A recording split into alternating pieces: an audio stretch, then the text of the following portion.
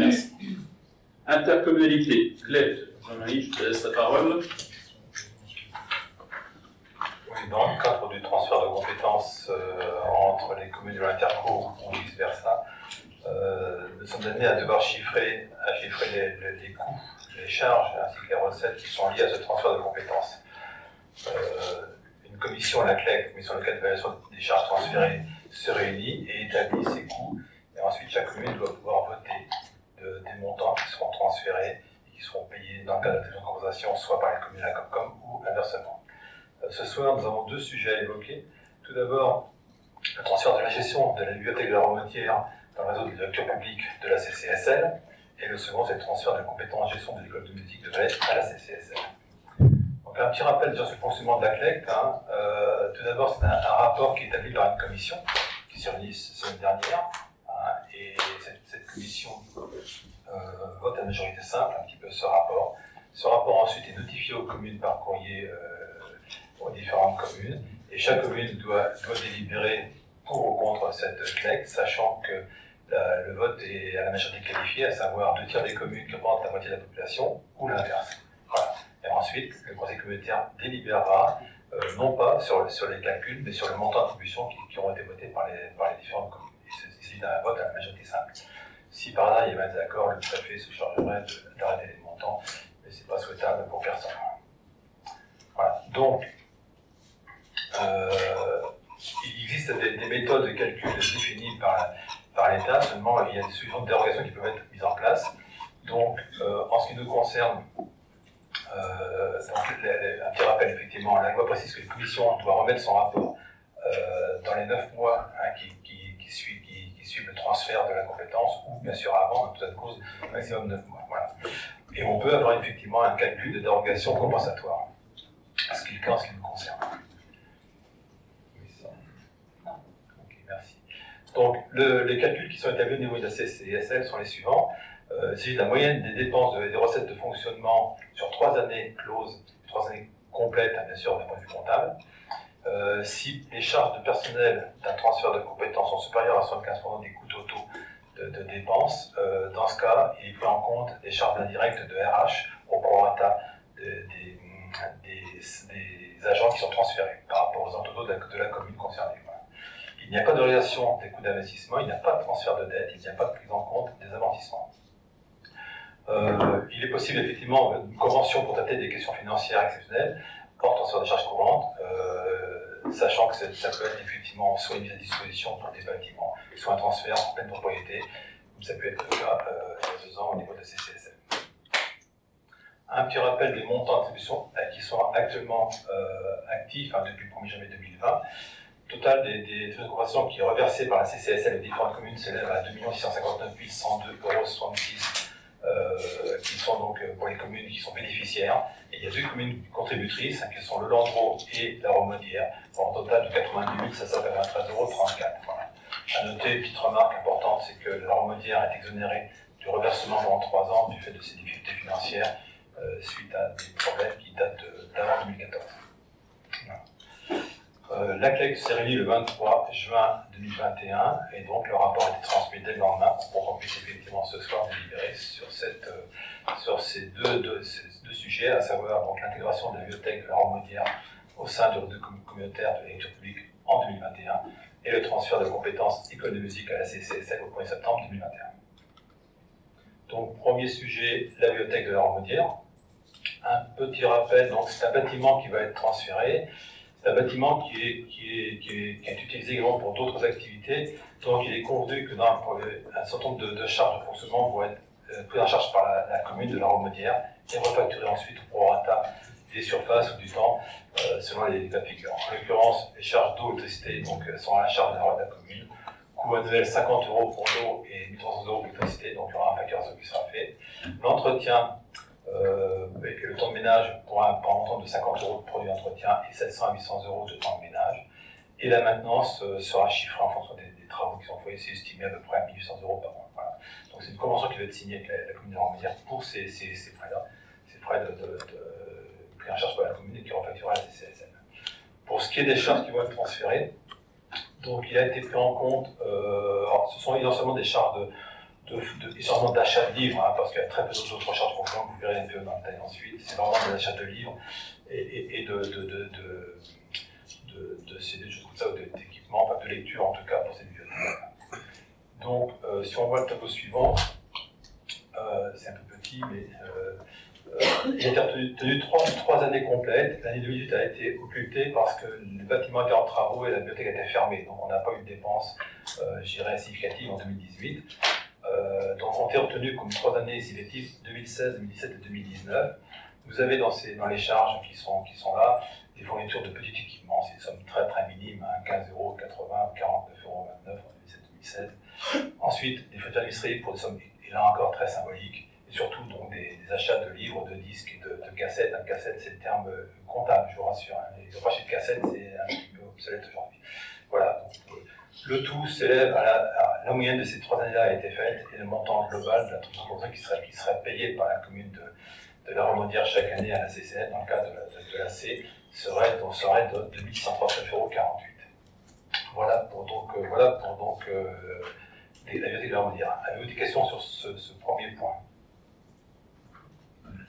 Si, ce qu'on peut quand même préciser, c'est que la bibliothèque de la Remaudière rentre dans un système de cleft parce que je vous rappelle qu'elle avait fait la demande d'intégrer le réseau des bibliothèques. Donc demain, la gestion de la bibliothèque de la Remaudière incombe à la communauté de communes, dans le cadre du réseau tel que nous sommes déjà. Et donc ça fait la 7e collectivité qui intègre effectivement le réseau des bibliothèques aujourd'hui sur les 11 de notre territoire. Deuxième sujet, donc l'école de musique de Valette. Hein, donc 2 éléments à noter. Tout d'abord, mise à disposition d'un bâtiment de 665 mètres carrés, un nouveau bâtiment qui a été créé et qui fera des projets plus importants d'habitation de la ville Championne-Bar, qui a été entièrement financé par la ville. Et la convention qui a été signée prévoit une dotation financière annuelle de 44 000 € pour ce bâtiment. Ça, c'est le premier point. Ensuite, pour le calcul des charges, on a pris en compte l'ensemble des charges de fonctionnement et des recettes de fonctionnement, à savoir un déficit qu'on verra après, s'élève initialement à 92 000 € à peu près chaque année, c'est assez régulier, qui a été proposé au nombre d'élèves, tout simplement parce que à Valette, il y a d'abord des élèves de Valette, de la Chapelle-le-Lin, du Palais, de Mousillon. Les 3 communes qui sont citées ici sont des communes qui font des échanges avec Valette, donc ceux-là on les prend en compte parce qu'il y a des Valettais qui sont allés dans ces communes-là. Par contre, ce qui a été défalqué au prorata, c'est les élèves de la Remaudière, de la Boissonnerie Dorée et de la Rangrier-Pierre qui, eux, étaient pris en charge par la ville de Valette. Et nous avons souhaité demander à ce qu'on ne les aide pas, parce que c'est pas à nous de payer pour des élèves sur d'autres communes. Donc il y a un prorata qui a été fait à ce niveau-là. Ensuite, on a pris en compte toutes les charges de fonctionnement qui sont liées à cette école, les charges de musique.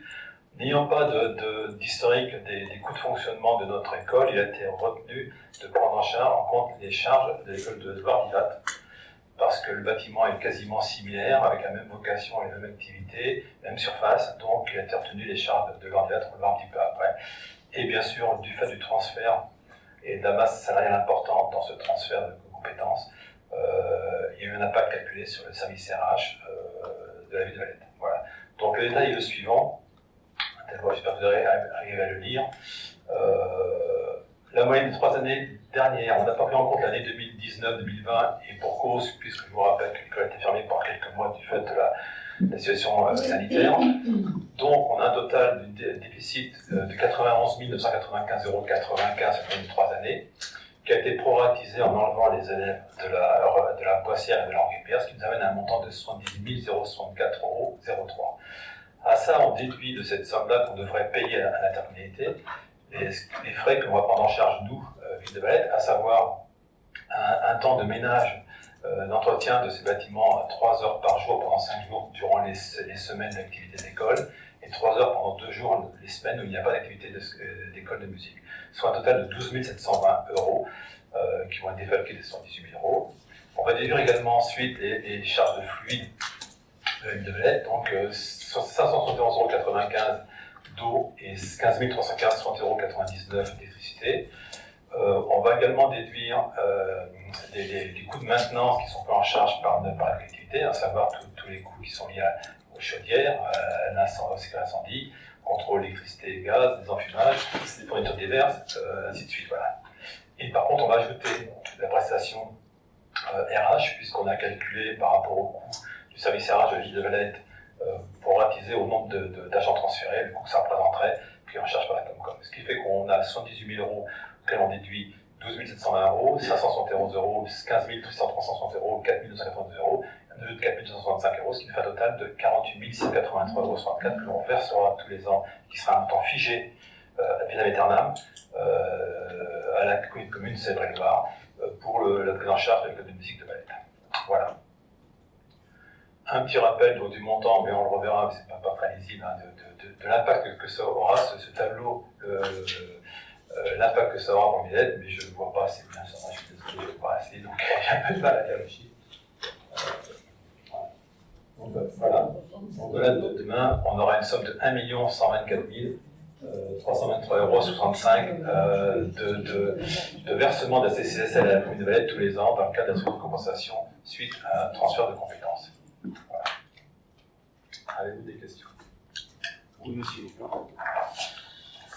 Donc la commission des finances, on s'est rencontrés jeudi dernier dans cette salle. Donc moi j'étais défavorable, hein, comme je l'ai dit. J'ai dû quitter cette salle parce que monsieur Marchais s'en est pris à moi, personnellement. Donc monsieur Marchais, je vous le redis encore, c'est la dernière fois. Regardez-moi, c'est la dernière fois. Je vous regarde. Oui, non mais oui, mais vous avez du mal à imprimer un petit peu. Hein. D'accord. C'est la dernière fois. D'accord. Vous... Et quand, la même chose pour mes colistiers que les gens voilà. assistent. Non. Les gens assistent au fait que vous, une nouvelle non, fois, non. monsieur, vous non, monsieur Marchais, attendez. Non, vous m'insultez pas. Non, mais vous avez, monsieur Marchais, on parle pas des mêmes choses. Si. Voilà, on parle pas des mêmes choses. Non, je ne vais pas insulter, monsieur Marchais. Allez, continuez, puis après, on va... Voilà, moi, je suis pas d'accord à ça, parce que on va perdre une compensation de 48 683 euros par la communauté de communes. Comme je l'ai dit, c'est 44 000 euros. Donc ça va payer sur 30 ans 75% de l'investissement, mais vous oubliez donc au niveau du pourcentage on va dire de l'emprunt qu'on va faire. Donc ça vous l'avez pas compté dans les charges. On va perdre nous ville de Valette environ on va dire sur 30 ans 315 000 euros à notre charge, soit 10 500 euros par an. Donc sur un mandat ça fait 63 000 euros à notre charge. Donc moi cette claque je ne la validerai pas. Comme monsieur Couplin, vous m'avez bien dit lors de cette commission que j'ai dit que j'avais pas eu de documents concernant le cabinet d'études qui avait travaillé sur ce fonctionnement.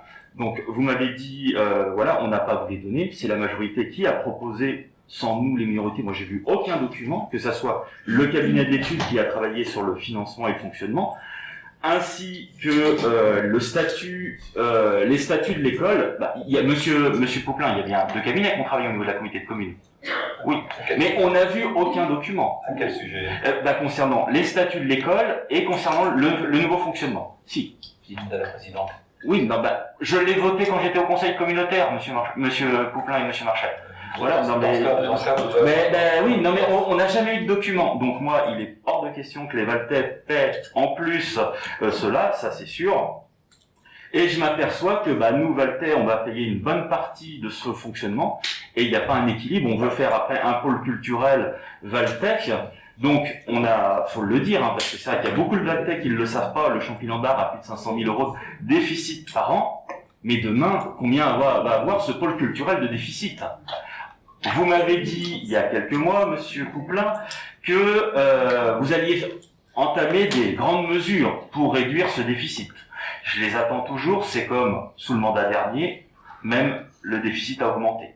Donc moi, je ne suis pas favorable à ces actes. Excuse-moi. Non, mais Madame Charrier, j'ai pas terminé, Madame Charrier. Madame Charrier, je n'ai pas terminé, Madame Charrier. C'est pour signaler qu'on parle de l'école de musique et pas du champignon. Non, mais Madame Charrier, alors, si vous vous rappelez un petit peu le projet c'est fusionner l'école ainsi que le centre culturel. Donc demain, la ville de Valette aura le bâtiment, donc le fonctionnement, donc ça sera les deux entités. Parce que vous avez bien dit, c'est un pôle culturel.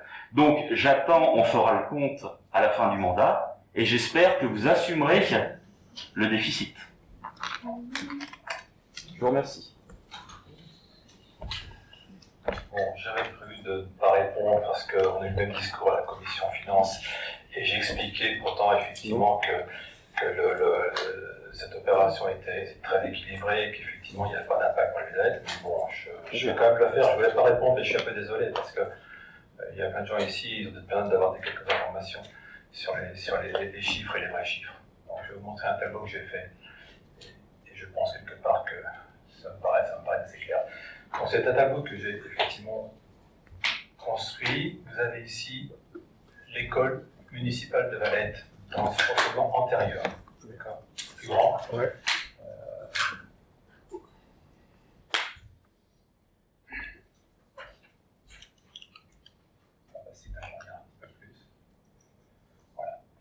Donc, ça, ce sont les coûts des années passées de l'école municipale de Valette, avec des recettes des familles, des activités scolaires, des subventions de fonctionnement. Tous les ans, on a la même chose. 144 000 euros de recettes. Nous avons des dépenses pour 236 000 euros. Faites la différence, vous verrez que ça fait moins 92 000 euros. Donc, on est bien d'accord sur, effectivement, le montant retenu pour la clé. D'accord. Nous avons une personne à mi-temps qui travaillait pour l'école de musique, qui travaillera plus demain pour l'école de musique. Nous avions tous les ans une dépense moyenne d'environ 4 000 euros. Instruments, des partitions, des choses comme ça. Quoi. Total de 259 046 euros de coût de fonctionnement de l'école de musique. Demain, elle devient intercommunale. Nous avons une recette de 44 000 euros pour un loyer annuel. D'accord. Nous avons les dépenses de fonctionnement pour 33 145. J'ai repris les mêmes montants que la CLEC, c'est-à-dire on fait les 12 720 euros plus l'entretien, plus les fluides, donc les chiffres que je vous ai montrés tout à l'heure, c'est les mêmes que ça, 34 000. Vous avez ici indiqué, vous les voyez, c'est peut-être petit, mais c'est les 4 chiffres tout à l'heure qu'on a évoqués, d'accord. Moins bien sûr l'aspect. Ensuite, vous avez la CLEC, ce que l'on paye RH. La CLEC, ce que l'on paye, 48 184 euros, qu'on vient de voir à l'instant. J'intègre les intérêts d'emprunt qui ont été pris en compte tous les ans pour 4 496 euros, la partie emprunt. Et je compte l'amortissement total du bâtiment sur 30 ans à hauteur de 1 757 000 euros. Total, 146 000 euros de recettes. Résultat premier, moins 101 000 euros. C'est-à-dire qu'aujourd'hui, le coût pour Valette est inférieur à celui qu'on a auparavant, avec un bâtiment qui est pris en compte. Voilà. Donc, ça me paraît assez clair. Moi, vous n'avez pas compris. Je ne sais pas comment expliquer. Je savais 2 fois que je vais l'expliquer. Bon, voilà. Donc, le discours aujourd'hui de dire qu'effectivement, c'est un gouffre, c'est un discours très politique, mais qui n'a aucun sens. Mais Monsieur Pouplin, c'est votre tableau, c'est pas les services qui l'ont fait. Donc vous remplissez les services? Non, mais bien sûr. Non, mais voilà, c'est les services de travailler les tableaux, c'est pas. Non, mais c'est pas. Je fais ça pour le rendre sérieux, pour pas. Non, mais voilà, c'est aux agents de rendre public les documents. C'est du grand n'importe quoi. Complètement. Ce que je t'ai montré ici, c'est des vrais chiffres. Ça, moins ça fait 92 millions. On l'a vu auparavant dans le tableau initial. Ça, c'est le loyer, on l'a vu dans le document initial. 33 000, c'est les charges qui sont déduites qu'on prend notre charge à nous. C'est 48 000 euros de CLEC. Alors maintenant, si en plus les chiffres qu'on montre sont fous, ben c'est même plus la peine, je sais plus quoi faire. Je suis désolé, mais je suis pas catastrophé par ça. Bon, je pense que la plupart des élus ont compris. Ça me paraît assez clair. Bon, maintenant, je ne sais plus comment prendre le problème. Je ne voulais pas répondre parce que ça devient affligeant, mais je voulais quand même montrer ça à tout le monde parce que ça me paraît important que vous sachiez qu'effectivement, ce n'est pas un gouffre comme annoncé. Voilà. Alors, sinon, moi je vais revenir sur 2 points, parce qu'effectivement, moi j'ai la double casquette, puisque j'ai en charge ce département interco au niveau de la culture et l'école des musiques. Il y a eu un cabinet, M. Busoni, pas 2, qui ont travaillé sur le sujet. Attendez, laissez-moi terminer, M. Busoni, s'il vous plaît. D'accord? Il y a eu un cabinet qui a travaillé, mais qui a travaillé en amont au projet. D'accord? Depuis 2018. Leur travail consistait à aiguiller, à aider les élus communautaires à faire un choix sur la stratégie et les orientations de gestion. Plusieurs dispositifs nous ont été proposés, puisque je vous rappelle que l'école de musique aujourd'hui va devenir intercommunale à partir du 1er septembre, que l'ensemble de notre personnel municipal va passer dans l'intercommunalité, et que le milieu associatif qui gérait auparavant l'école de musique intercommunale de Yvette-sur-Loire va également intégrer le dispositif intercommunal. C'est un choix qui a été fait parce qu'il y a eu différentes solutions qui nous ont été proposées en termes de gestion, et il avait été, au tout début, pour être très clair avec vous, imaginé qu'on reste dans un domaine associatif. Sauf que l'association qui, pendant des années, a rendu un fonctionnement remarquable au niveau de l'école de Loire-Dival, a décliné l'invitation parce qu'aujourd'hui, on arrivera à un établissement qui va frôler les 875 élèves, sans parler des activités annexes. D'accord ? Donc, le cabinet a fait un travail de fond qui a permis aux élus intercommunaux, bien, pas municipaux, intercommunaux, de se positionner sur le mode de gestion en régie. D'accord ? Tout le travail que vous avez là, et je dirais que c'est un travail qui a été fait en toute honnêteté, puisque voilà, vous avez évoqué des choses en toute honnêteté, a été fait par les services comptabilité de la mairie de Valette, en accord avec ceux de la communauté de communes. Voilà. Ne vous en déplaise, c'est ainsi. Maintenant, vous avez compris, je comprends que la CLEP peut vous surprendre. N'oubliez pas que le déficit de base est de 92 000 euros. Demain, la ville de Valette, pour avoir transféré ce service, aura une charge de 48 000 euros. OK, on a un loyer de 44 000 euros. Faisons les bons calculs. Et on est dans un dispositif intercommunal. L'objectif, il est effectivement d'amener une autre forme de pédagogie. C'est tout. Maintenant, on peut débattre de ça longtemps. Je crois que de toute façon, on ne s'entendra pas parce que quand on veut, entre guillemets, mettre le feu, on met le feu, hein, mais après, il ne faut pas se faire passer pour le pompier. Voilà. Donc aujourd'hui, l'école de musique, certes, avec entre guillemets, la volonté de l'intégralité des 11 collectivités, il a été décidé qu'elle passe à l'intercommunalité au 1er septembre. Voilà. C'est une réalité, c'est un fait. Donc maintenant, ça fonctionne. Donc voilà. Que vous n'ayez pas eu, effectivement, peut-être les documents du cabinet, mais M. Musoni, vous n'y étiez pas à la Comcom. Oui, mais la commission, attendez, M. Musoni, vous êtes en droit, M. Musoni, puisque vous ne siégez même pas autour de la table du conseil communautaire, vous êtes en droit d'écrire à Madame la Présidente et lui demander éventuellement des informations. Ça ne pose aucun problème. Faites-le. Oui, mais arrêtez de nous faire passer. Monsieur Marchais, c'est à vous de nous porter donc ces informations. Parce que Monsieur Marchais, vous l'avez très bien dit, que c'est la majorité qui a proposé ça. Nous, la minorité, on n'a jamais été mis autour d'une table pour parler du loyer, pour parler de ses frais. Donc voilà, moi, je ne sais pas si Manuel a été invité à des réunions pour parler de ce loyer ou du fonctionnement. Je pense que voilà, on est tous conseillers municipaux autour de cette table, donc on aurait pu en parler en amont avant de proposer à la petite commune. Et c'est ça que je dis depuis le début. Et quand Monsieur Poplin m'a dit la semaine dernière, donc comme tout document qui n'est pas transmis à chaque conseiller municipal, on peut, au niveau du tribunal administratif et à la préfecture, annuler la délibération. Monsieur Poplin, bon, je vais pas le dire parce que c'est vulgaire, mais j'étais pas capable. Mais aujourd'hui, je me suis renseigné et je le ferai pas pour les Valtais. Mais voilà. Mais c'est possible et ça arrive dans beaucoup de villes, Monsieur Poplin. Voilà. Mais aujourd'hui, on peut faire tout annuler, Monsieur Poplin. Oui. Parce que vous transmettez pas les documents. Comme vous dites que j'harcèle les agents, mais pour avoir des documents, vous avez vu le temps que vous mettez. Et en plus, on me répond pas. Ça met un temps fou. Donc je mettais Sarah en copie, et je m'en excuse Sarah, parce que Monsieur Marchais n'avait pas de cabinet en ce moment-là. Donc je mettais en copie Sarah ainsi que Fabienne. Hein. Je remercie donc les agents de la ville. Les agents ont toujours répondu. Non. Alors, ils m'ont répondu. Non, Monsieur Marchais. Non mais me coupez pas la parole, Monsieur Marchais. Vous m'avez pas répondu concernant l'affaire des chapiteaux, concernant le mobilier. J'attends toujours les devis, Monsieur Marchais, du mobilier. J'attends tout le temps. Mais non, Monsieur Marchais, non. Vous nous avez pas fourni les preuves que vous avez consultées. Vous finissez et on passe à oui, c'est facile de changer de voilà. Mais vous faites que ça, Monsieur Marchais, vraiment bien sûr. Je voudrais juste rappeler un petit point de détail. Il existe des commissions, on essaie de faire croire que ça décide à tout. Il y a des commissions qui se réunissent. Non. Commission. On a évoqué le loyer en commission finance. Non, on a évoqué le loyer en commission culture. Voilà, donc c'est évoqué à plusieurs commissions avec des élus qui sont présents.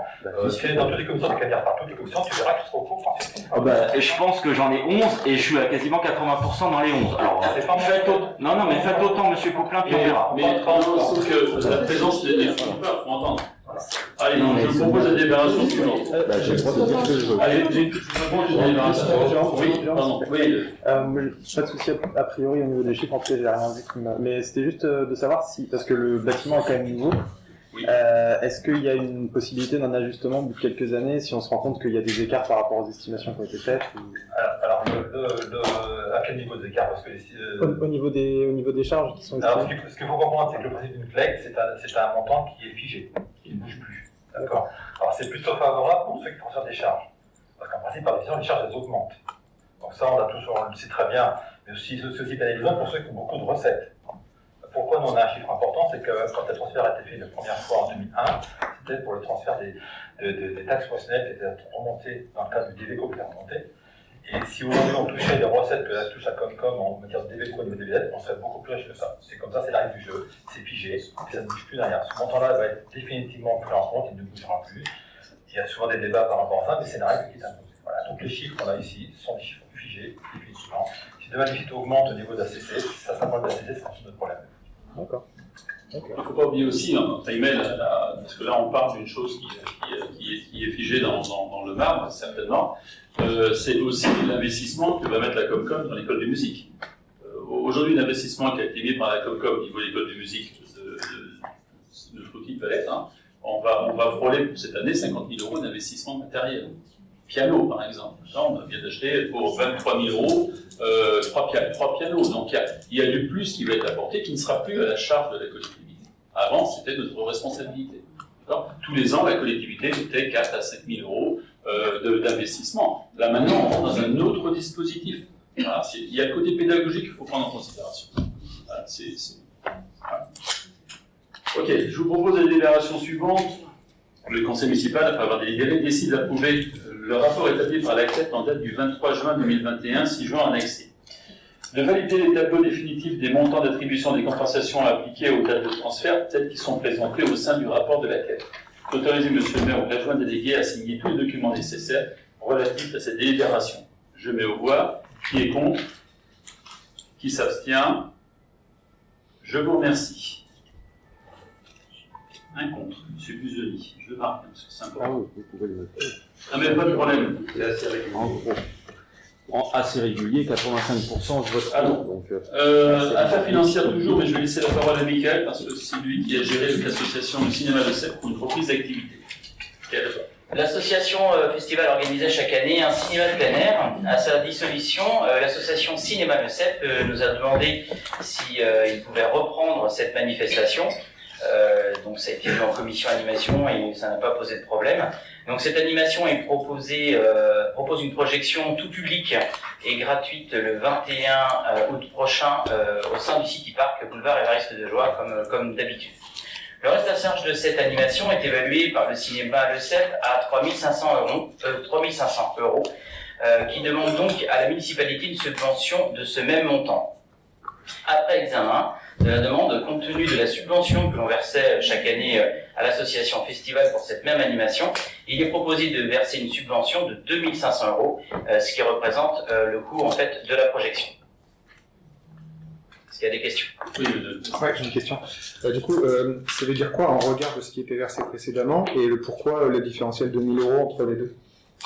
Alors en fait, ce qui était versé à l'association Festival, c'était donc une subvention qui était pour la totalité de leur année, d'accord? D'accord. Donc là, en fait... C'était combien? Comment? C'était combien? C'était 3 000 euros. D'accord. L'association totale de Festival était de 3 000 euros. Là, le cinéma reprend, d'accord? Donc ils nous demandent donc 3 500 euros parce qu'en fait, ils ont estimé le coût total de cette manifestation à 3 500 euros. Nous, en fait, si la municipalité avait pris en charge cette manifestation, on aurait eu le prix uniquement de la projection. Après, les 1 000 euros derrière, je pourrais le présenter, si vous voulez, Monsieur Gauthier, je pourrais vous les donner, ils sont là. Il y a 942,30 € d'affiches, de flyers, d'impressions, de calico. Voilà, donc ça c'est leur fait, c'est ce qu'ils veulent faire eux. Et puis 39 € de remorques réfrigérées qu'ils louent. Voilà. Donc je pense que lorsqu'on prend cette manifestation, ils peuvent prendre aussi, puisque c'est comme eux qui l'organisent, un petit peu à leur charge. Ah, c'est-à-dire qu'ils vont prendre ça sur leur budget habituel de Tout à fait. promotion du Voilà. cinéma. Et en fait, c'est une promotion. En fait, c'est vrai que le cinéma Le Cep, tout le monde doit payer pour aller au cinéma, ce qui est normal. Et là, c'est une promotion pour eux, c'est une manifestation qu'ils offrent à la population gratuitement. Donc Ah oui, forcément, ça doit il leur incombe un coût. D'accord, donc ils nous demandaient de prendre la part de la promotion Voilà. sur ça, ce qu'on ne ferait pas du coup. Voilà, exactement. Ok. Sachant que, juste pour vous rappeler, le cinéma Le Cep, donc il y a eu, vous savez, un transfert de propriété qui a été fait avec l'évêché il y a quelques temps déjà. Il y a eu une renégociation comme on avait fait au niveau de la subvention au cinéma Le Cep, d'une façon globale, avec une part concernant le fonctionnement du cinéma, et puis une deuxième part qui était d'environ 17 000 € à la base, et une deuxième part qui était sur la participation pour les entrées des enfants dans la scolarité, donc ça c'est tout à fait normal. Mais aujourd'hui, dans le calcul qui a été refait, puisque aujourd'hui le bâtiment redevenant propriété de la collectivité, aujourd'hui on a dédouané le cinéma Le Cep de certaines charges de fonctionnement. Prenons des exemples, le chauffage, l'électricité, les contrats de maintenance, ventilation et autres, les contrats par exemple extincteurs, tout ça aujourd'hui, comme c'est un bâtiment municipal, sont venus à la charge de la collectivité. Donc dans les 17 000 euros qu'on avait calculés auparavant, on a effectivement remoulé de ça il y a maintenant 2-3 ans, et tout ça pour vous dire que le delta aujourd'hui de la subvention est beaucoup plus important que ce qu'ils avaient auparavant, puisque le cinéma aujourd'hui a entre guillemets une petite enveloppe qui leur reste, qui doit frôler, je crois, les 2 500 euros, qu'ils n'avaient pas auparavant dans le dispositif, puisque c'était RACRAF. Donc implicitement, vous comptez sur ce différentiel pour qu'ils prennent à leur charge. Oui, puis, sinon, ça sera promu ils sont par, venus vers nous. la commune, c'est- du coup, la projection Oui. Comment? Comme ils n'ont pas de promotion, enfin, ce que nous, la commune va promouvoir le... Ah oui, bien sûr. Non, ils ont quand même aussi. Enfin là, ils parlent d'impression, d'affiches, de flyers, de calico, mais la partie communication les a aidés à faire l'affiche et les soutiennent sur tout le projet. Hein. Enfin, ça s'est passé dans les... Oui, le service, je dis quoi? Vous avez pas dit. Non. Après, il y a aussi toute l'aide de la collectivité sur l'apport logistique qui reste inchangé. Okay. Donc voilà. Et je précise aussi une chose, c'est que c'est l'association du cinéma qui a fait cette démarche vis-à-vis de Michael. C'est pas nous qui sommes allés les frapper. On a dit mais nous on aimerait bien s'occuper de ça. Ben, quoi de mieux? Donc c'est vraiment dans un dispositif. Voilà, c'est pareil. Toute la partie logistique, près du matériel. Il y aura un agent qui sera là aussi pour au niveau de la sécurité, l'électricité et tout. Voilà, tout ça. Ça l'aurait mis en disposition, comme était mis le festival. Il va de soi qu'aujourd'hui, ce chiffre qui est mis, bien évidemment, on est très proche du cinéma en termes de contact permanent. Si effectivement, par rapport à la première année, ils se rendent compte c'était le sens de la question. Problème, mais évidemment, il y aura une intervention. Comme on l'a tout le temps dit, dans le domaine du sport, Céline, je pense que tu peux le dire, les associations sont aujourd'hui au courant. On sort d'une période de Covid qui est relativement compliquée. Pour certaines, ça a été à la fois anxiogène et financièrement quelquefois difficile. Les associations savent très bien qu'elles peuvent venir nous voir et qu'on trouve un accord. Il ne s'agit surtout pas qu'une association se trouve valtaise dans une grande difficulté sous prétexte, malheureusement, par rapport à la crise sanitaire. Donc le cinéma sait très bien qu'aujourd'hui, il se lance sur un dispositif un petit peu nouveau. Ils vont sortir des murs, ce qui est une bonne chose aussi. Hein. C'est aussi de la promotion pour eux. Maintenant, voilà, même si au-delà de ça, le cinéma est reconnu de grande qualité, il n'y a aucun problème. Je trouve ça sympathique de leur part de se projeter là-dessus. Sachant aussi que ce qui n'est pas rentré dans le budget, c'est qu'en fait, ils vont faire un bar. Vous avez vu, il y a un camion frigorifique. Ils vont faire ça. Donc voilà, donc en espérant que la conjoncture fasse que les gens puissent consommer debout, parce que c'est toujours très compliqué de consommer. On doit toujours consommer assis, je vous rappelle, jusqu'à maintenant. Donc là, c'est pareil, c'est recette. S'il y a du monde, et je vous invite à tous y aller, et voilà, et un petit peu consommer pour que ça fasse rentrer un peu d'argent dans leur caisse. Et voilà, donc mais on fera le bilan, et s'il y a un delta, on verra. Je pensais que dans les 1 000 euros, justement, il y avait la mise en place de ce bar, etc., et que ça aurait pu être une difficulté. Non, pour l'instant, il n'y a rien. Il n'y a aucun bénéfice de rentrée. Tout à fait. Okay. Non, ils sont malheureusement même pas sûrs de pouvoir le faire en fonction en fonction des différentes préconisations qu'on aura de la préfecture. Donc je vous propose la délibération suivante. Le conseil municipal, après avoir délibéré, décide d'accorder une subvention exceptionnelle de 2 500 € à l'association de cinéma Le Cep pour la manifestation cinéma de plein air, d'autoriser le maire ou l'adjoint délégué à signer tous les documents nécessaires à l'exécution de la présente délibération. Je mets aux voix qui s'abstient, qui est contre, vote l'unanimité. Je vous en remercie. Petite précision, là effectivement on est dans une période de négociation du fait de l'arrêt de festival. Cette délibération, ces 2 500 € seront probablement demandés, parce que si effectivement l'association Le Cinéma Le Cep nous annonce qu'ils veulent pérenniser dans le temps, on le mettra à chaque fois qu'on passera effectivement les délibérations générales en début d'année. Par contre, on mettra automatiquement une ligne à part, parce que le jour où ils décident d'arrêter, cette ligne sera retirée. On ne la met pas dans une masse. Je ne sais pas si vous voyez ce que je veux dire. Mais on le passera une seule fois pour éviter d'avoir à revenir sur ce genre de délibération, mais là c'est le contexte qui fait ça. 8e point, emprunt Atlantique Habitation. Bon, ça c'est une chose un peu récurrente et on va vous expliquer. Donc la société Atlantique Habitation est propriétaire de 38 logements qui sont situés, l'un c'est à la Prestière et l'autre c'est à Chantemerle. Ces lots ont été réhabilités en 2013-2015 et pour ce faire, la société Atlantique Habitation a fait 2 emprunts. savez que quand les bailleurs sociaux font des emprunts, la commune est très souvent appelée à garantir ces emprunts. En l'occurrence, ce qui a été fait à l'époque, sauf que la société vient de renégocier ses emprunts et nous demande tout simplement d'apporter notre garantie sur ces nouveaux emprunts qui remplacent les anciens parce qu'ils sont renégociés. On a des conditions, on va très bien, mais c'est leur choix et c'est leur façon de faire. Donc ce qu'ils vous demandez, c'est d'accepter de garantir les emprunts des réhabilitations qui ont été faites en 2013-2015, les nouveaux emprunts suite aux renégociations bancaires faites par Handicap Habitation. Une question sur ce sujet. Vous savez, c'est assez habituel, on a régulièrement ce genre de situation. Donc la libération est un peu longue, je m'en excuse auprès de vous, mais c'est les articles qu'il va falloir effectivement citer. Sur proposition du maire, après avis de la commission des finances du 24 juin 2021, le conseil municipal délibère. Article 1. Le garant réitère sa garantie pour le remboursement de chaque ligne de prêt réaménagée initialement contractée par l'emprunteur auprès de la caisse de dépôt et consignation selon les conditions définies à l'article 2 et référencées en annexe caractéristiques financières des lignes de prêt réaménagées. La garantie est accordée pour chaque ligne de prêt réaménagée à hauteur de la quotité indiquée à l'annexe précitée, et ce jusqu'au complet remboursement des sommes dues en principal majorées des intérêts compensateurs ou différés, y compris toute commission, pénalité ou indemnité pouvant être due, notamment en cas de remboursement anticipé, ou les intérêts moratoires, qui auraient encouru au titre du prêt réaménagé. Article 2. Les nouvelles caractéristiques financières de la ligne du prêt réaménagé sont indiquées pour chacune d'entre elles à l'annexe caractéristiques financières des lignes de prêt réaménagé qui fait partie intégrante de la présente délibération.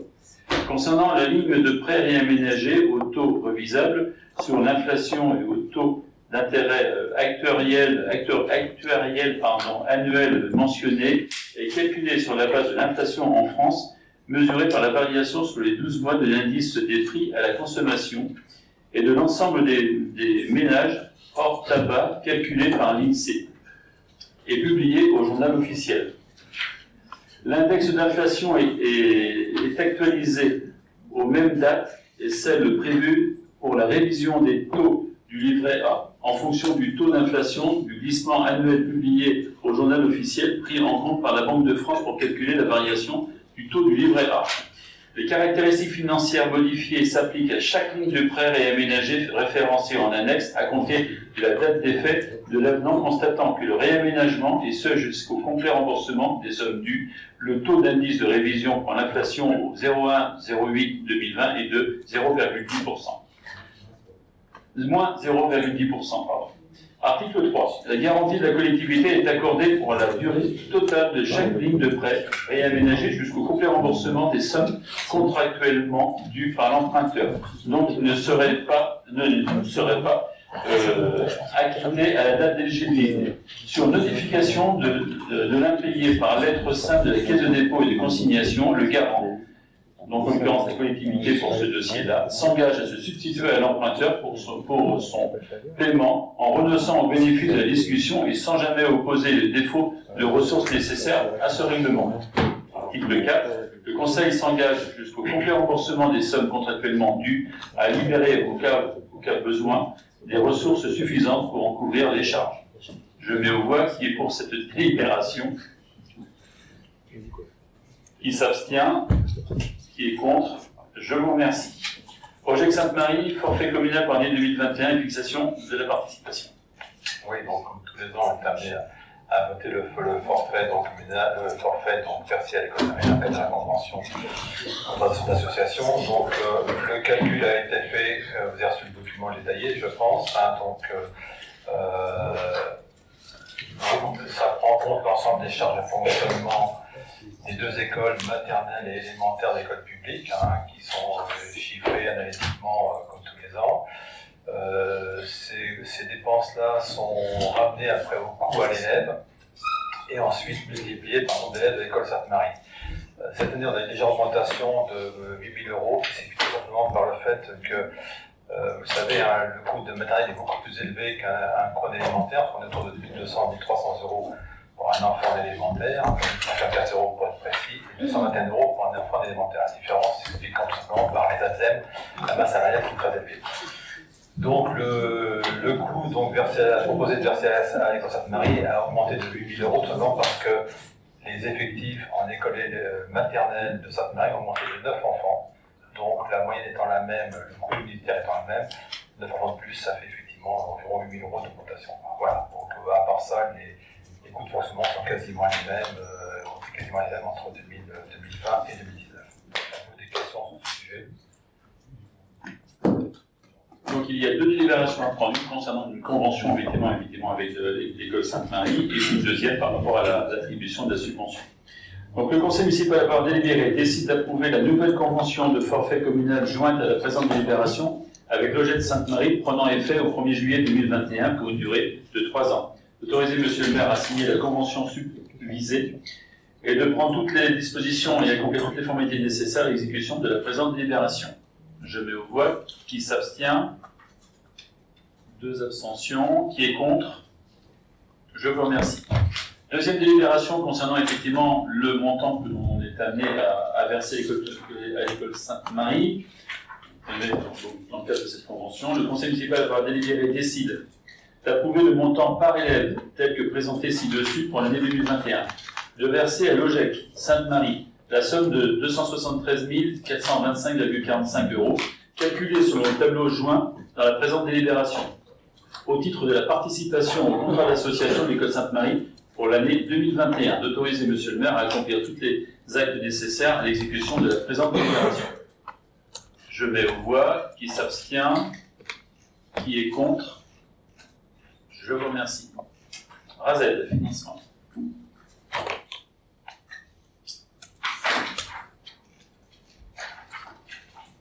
Oui, donc tous les ans, on doit voter une subvention pour le RASED, le réseau d'aide spécialisée aux enfants en difficulté. Donc c'est une subvention qui est payée par la ville de Valette pour 6 communes en fait, si je ne me trompe pas. Donc vous avez Valette, la Sainte-Dorée, la Chapelin, le Landreau, Bousillon, le Palais et Pierre. Ça fait 7 en fait. Donc on verse cette contribution pour ce soutien aux enfants en difficulté à hauteur de 1,50 € par élève de l'école, de chaque école. Valette va verser le montant total, soit la somme de 867,50 € et après, dans le cadre d'une convention, on mandatera les 7 communes pour nous rembourser la part qui leur incombe. C'est pas une gestion. Ces frais-là servent surtout aux frais de fonctionnement des personnes qui viennent dans les écoles pour effectivement aider les enfants qui sont en difficulté. Voilà. Avez-vous des questions sur ce sujet-là? C'est tous les ans pareil. D'ailleurs, on décide de voter le principe de ce financement jusqu'à changement soit des règles, soit des montants. J'ai une petite question. Alors déjà, je suis désolé parce que je suis arrivé tard à cette commission et du coup, j'ai pas vu le point pendant la commission. Et c'était juste pour savoir pourquoi il n'y avait pas, parce que comme souvent, on fait une augmentation de 1% en général. C'est pas nous qui mettons le prix, là. C'est fixé par le RADED. Ce sont eux qui nous définissent le prix de 1,50 €. Voilà. Et c'est pour toutes les communes, bien sûr. Nous, on perd la somme et après on découvre Apparemment, c'était porté par la communauté de communes et puis maintenant 2-3 ans, c'est la ville de Chapelle-Canton qui doit effectivement porter le budget et c'est à nous d'aller effectivement récupérer auprès des autres collectivités cette somme qui permet effectivement au RASED sur la Valette de fonctionner. Sachant que ça ne va pas être le même réseau parce que là, on ne parle que des communes de notre côté et les communes plutôt du côté nord, côté Loire, là-bas, Saint-Jean-de-Concel, Yvette-sur-Loire, le Laurent, on ne finance pas pour eux. Donc, à mon avis, il doit y avoir un réseau qui doit être le nord en direct. Voilà. Le montant, c'est pas tout fixant. Donc, mais c'est vrai que c'est pas un plus pour ça. Après, les enfants, effectivement, qui sont aussi, entre guillemets, invités à rejoindre la classe, ne sont pas tout le temps, enfin, on n'a pas de regard dessus. Enfin, très clairement, c'est l'éducation nationale qui, effectivement, chapeaute l'ensemble du système. Donc, le conseil municipal, par délibéré, décide de reconduire la participation par élève de 1,50 € pour l'année scolaire 2021-2022, soit au total 2677,50 €. De dire que le montant par élève sera reconduit chaque année scolaire. Ça, c'est pour éviter effectivement de reprendre cette délibération. De demander le remboursement à chaque commune sur la base des effectifs scolaires inscrits dans leur école publique, d'inscrire les crédits au budget principal 2021, de dire que les crédits non utilisés seront reportés l'année suivante et d'autoriser le maire ou l'adjoint délégué à signer tout document nécessaire à l'exécution de la présente délibération. Je mets aux voix. Qui s'abstient? Qui est contre? Je vous remercie.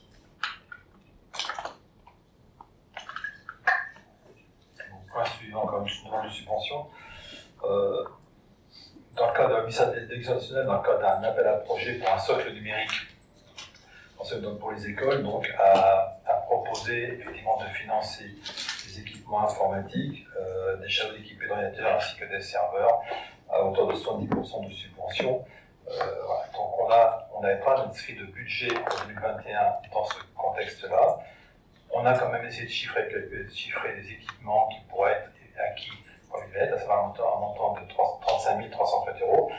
Le problème, c'est que comme toujours, dans le cas de subvention, il fallait déposer un dossier dans les 15 jours, 3 semaines. Donc on a monté ce dossier en mois de mars avec le directeur de l'école élémentaire pour faire cette demande de subvention donc, qui vous est proposée aujourd'hui. Donc c'est cette subvention de 70% qui s'élèverait à 24 484 €. Le dossier a déjà été déposé auprès du ministère de l'Éducation nationale, sachant qu'on a 1 an et demi, je crois que c'est jusqu'à décembre 2022, pour investir ces équipements. Donc on fait la demande. On sait qu'il y a déjà un besoin partiel de 11 000 € pour un serveur, ce qui sera inscrit, déjà inscrit en 2021. Le complément, on verra en 2022 si on l'inscrit ou pas, ce sera à débattre avec effectivement la commission scolaire et aussi bien sûr avec les directeurs des écoles. Voilà. Mais pour l'instant, faisons la demande de subvention, ça ne coûte rien et ça permet un petit peu de temps quand même, mais à part ça, ça ne coûte pas beaucoup. Et ça permettra, si on a des projets effectivement de ce chariot numérique qui semble être intéressant, il faut qu'on voit bien ce que l'on veut, pour être acquis et bénéficier d'une subvention de 10%. Voilà. Des questions pour ça? Ouais, pas sur le principe, mais sur le fond. Est-ce qu'on pourrait essayer d'acter ou de se dire que le matériel qui serait acheté serait du matériel de reconditionné d'occasion, parce que ces aspects numériques responsables sont assez importants aussi. Et donc on peut, enfin, en tant que commune, on a aussi ce pouvoir-là. Donc est-ce que ça peut être une conduite qui pourrait se... Moi j'ai pas de position bien sûr à ça. Le débat aura forcément lieu avec les écoles. C'est avec le directeur des enseignants qu'on se mettra d'accord par rapport à ça. Moi, bien au contraire, si c'est possible, ça ne pose aucun problème. Sachant qu'il y a des sociétés qui proposent ce genre de choses. Ça pose aucun problème. La vraie question, c'est pas ça. C'est d'abord ce chariot, bien définir ce que c'est, ce que l'on veut, bien évidemment.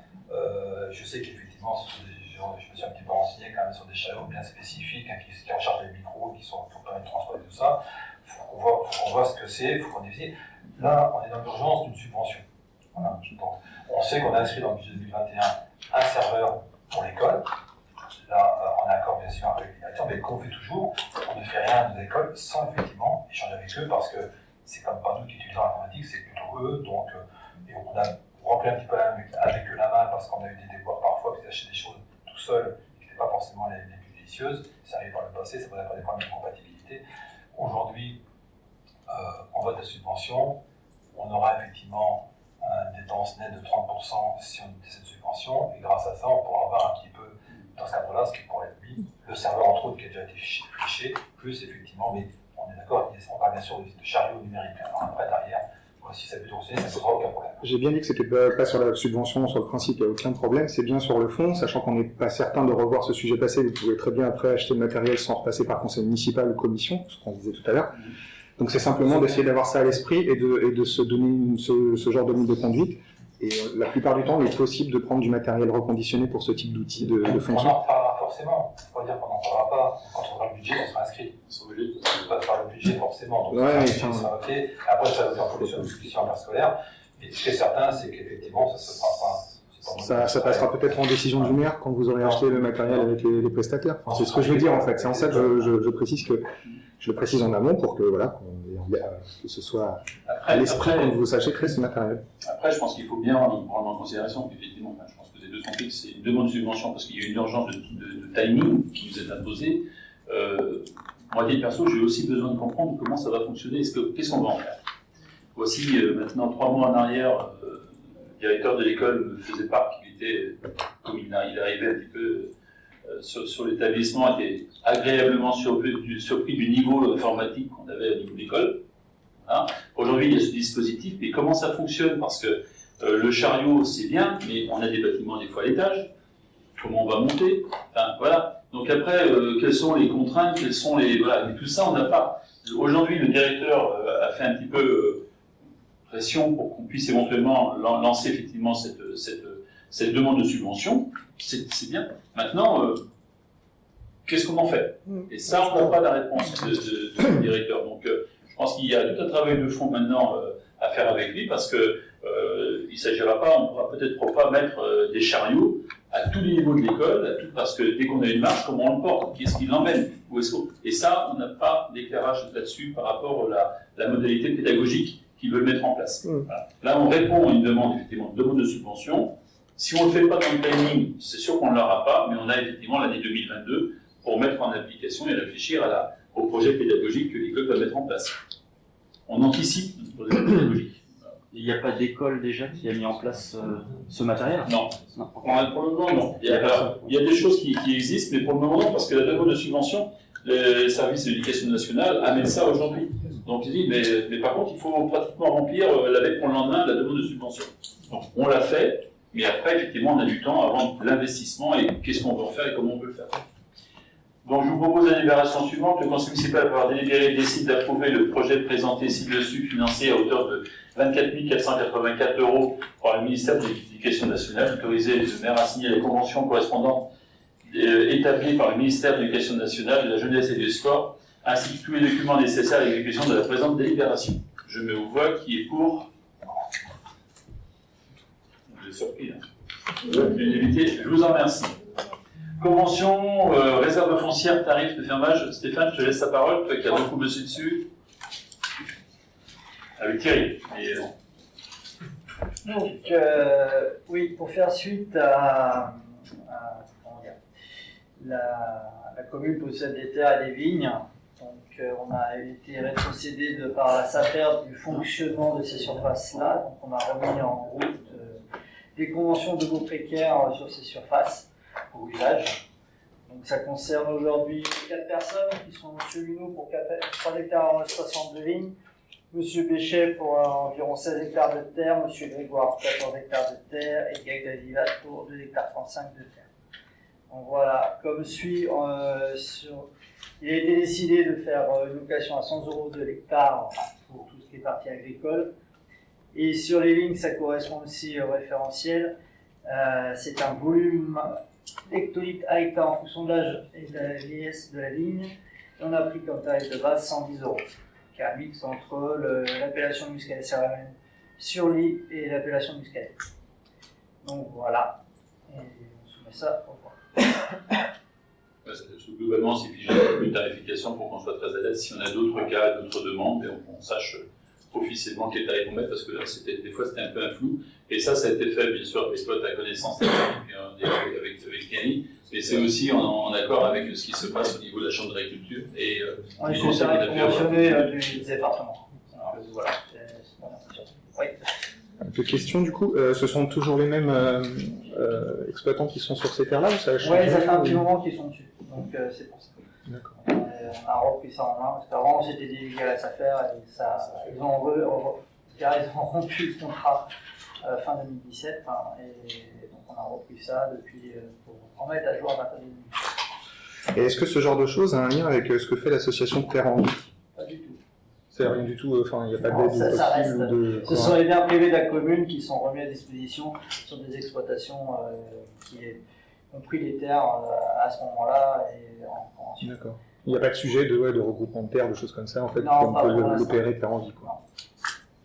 Ok, merci. Si, moi j'avais juste une petite question. Oui, Oui, c'était sur comment on avait choisi les agriculteurs justement qui reprenaient cette terre. C'est parce que c'était les voisins. c'est ceux-là qui exploitaient à côté. Ouais, c'est ça. Et voilà, c'est surtout ça. Et qui s'étaient proposés à l'époque. Et aujourd'hui, ils n'ont pas demandé de changer. Donc, voilà. oui, ce sont des personnes qui sont, je dirais, qui utilisent les terres depuis déjà de nombreuses années. Ouais, il n'y a pas c'est simplement une actualisation. Okay. Voilà.